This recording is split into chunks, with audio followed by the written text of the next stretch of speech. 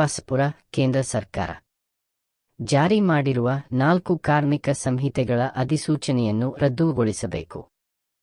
ರಾಜ್ಯ ಸರ್ಕಾರವು ಇದನ್ನು ತಿರಸ್ಕರಿಸಬೇಕು. ಶ್ರಮಶಕ್ತಿ ನೀತಿ ವ್ಯವಕಲನ 2025 ಎಂದಾಗಬೇಕು ಎಂದು ಒತ್ತಾಯಿಸಿ ಪಟ್ಟಣದಲ್ಲಿ ತಹಶೀಲ್ದಾರ್ ಕಚೇರಿ ಮುಂಭಾಗ ಕೇಂದ್ರ ಕಾರ್ಮಿಕ ಸಂಘಗಳ ಜಂಟಿ ವೇದಿಕೆ ಹಾಗೂ ಸಿಐಟಿಯುನಿಂದ ಬುಧವಾರ ಪ್ರತಿಭಟನೆ ನಡೆಸಲಾಯಿತು. ಬೇಡಿಕೆಗಳನ್ನು ಈಡೇರಿಸುವಂತೆ ಮುಖ್ಯಮಂತ್ರಿಗೆ ರವಾನಿಸಲು ಅರ್ಜಿಯನ್ನು ಶಿರಸ್ತೇದಾರ ನಾರಾಯಣಸ್ವಾಮಿ ಅವರಿಗೆ ಮನವಿ ಪತ್ರ ಸಲ್ಲಿಸಿದರು. ಕೇಂದ್ರ ಸರ್ಕಾರವು ಕಾರ್ಮಿಕ ಈ ಸಂಹಿತೆಗಳ ವಿರುದ್ಧ 2019ರಿಂದಲೇ ನಿರಂತರ ಹೋರಾಟಗಳು ನಡೆದಿವೆ.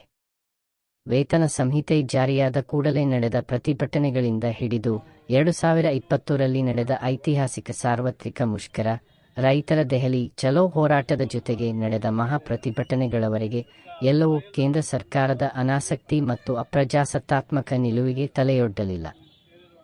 ಜುಲೈ 9, 2025ರ 25 ಕೋಟಿಗೂ ಹೆಚ್ಚು ಕಾರ್ಮಿಕರು ಪಾಲ್ಗೊಂಡ ಮುಷ್ಕರವು ಈ ಹೋರಾಟದ ದಿಟ್ಟತನಕ್ಕೆ ಸಾಕ್ಷಿ. ಬಹುಮಾರಿ ಒತ್ತಾಯಿಸಿದರೂ ಕೇಂದ್ರ ಸರ್ಕಾರವು ಭಾರತೀಯ ಕಾರ್ಮಿಕ ಸಮ್ಮೇಳನ ಎಲ್ತ್ ಕರೆಯಲಿಲ್ಲ. ಬದಲಾಗಿ ಉದ್ಯೋಗದಾತರ ಸಂಘಟನೆಗಳ ಬೇಡಿಕೆಗಳನ್ನು ಪಾಲಿಸಲು ಸಂಹಿತೆಗಳನ್ನು ಜಾರಿಗೊಳಿಸುವ ನಿರ್ಧಾರ ಕೈಗೊಂಡಿದೆ. ಕಾರ್ಮಿಕ ಸಂಘಗಳ ಮನವಿ, ಪ್ರತಿಭಟನೆಗಳು, ರಸ್ತೆ ಹೋರಾಟಗಳು ಯಾವುದನ್ನು ಪರಿಗಣಿಸದೆ ತೆಗೆದುಕೊಂಡ ಈ ನಿರ್ಧಾರ ಅತ್ಯಂತ ಪ್ರತಿಗಾಮಿ ಮತ್ತು ಕಾರ್ಮಿಕ ವಿರೋಧಿ ನಡೆ ಎಂದು ಜಂಟಿ ವೇದಿಕೆ ಖಂಡಿಸಿದೆ.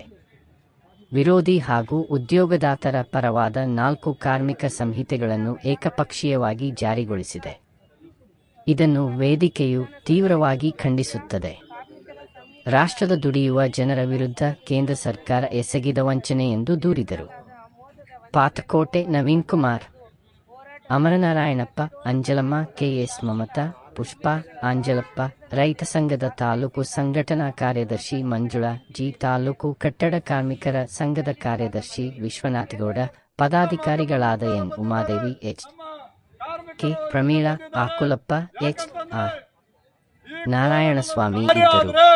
ಕಾರ್ಮಿಕರ ಸಂಘಟನೆ ಕಟ್ಕೊಳ್ಳಕ್ಕೆ ಇವತ್ತು ಅವಕಾಶ ಇಲ್ಲದೆ ಇರುವಂತೆ ಕೋಡಲ್ಲಿ ಇವತ್ತು ಸೇರಿಸಿದ್ದಾರೆ. ಅದರ ಜೊತೆಗೆ 200 ಜನ ಮೇಲ್ಪಟ್ಟು ಇದ್ರೆ ಮಾತ್ರ ಅವರ ಸಂಘಟನೆಯನ್ನ ಕಟ್ಕೋಬಹುದು.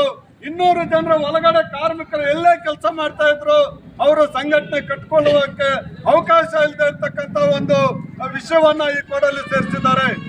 ಎರಡನೇದಾಗಿ ಇವತ್ತು ಕಾರ್ಮಿಕರು ಏನಾದ್ರೂ ಅವರ ಬೇಡಿಕೆಗಳನ್ನ ಇಟ್ಕೊಂಡು ಹೋರಾಟ ಮಾಡಬೇಕಾದ್ರೆ 95 ದಿವಸದ ಮೊದಲೇ ಸರ್ಕಾರಕ್ಕೆ ಮನವಿ ಪತ್ರ ಕೊಟ್ಟು ಇಂಥ ದಿವಸ ನಾವು ಹೋರಾಟ ಮಾಡ್ತಾ ಇದ್ದೀವಿ ಅಂತೇಳಿ ಸರ್ಕಾರಕ್ಕೆ ಒಂದು ಮನವಿ ಪತ್ರವನ್ನು ಕೊಡಬೇಕಾಗಿದೆ.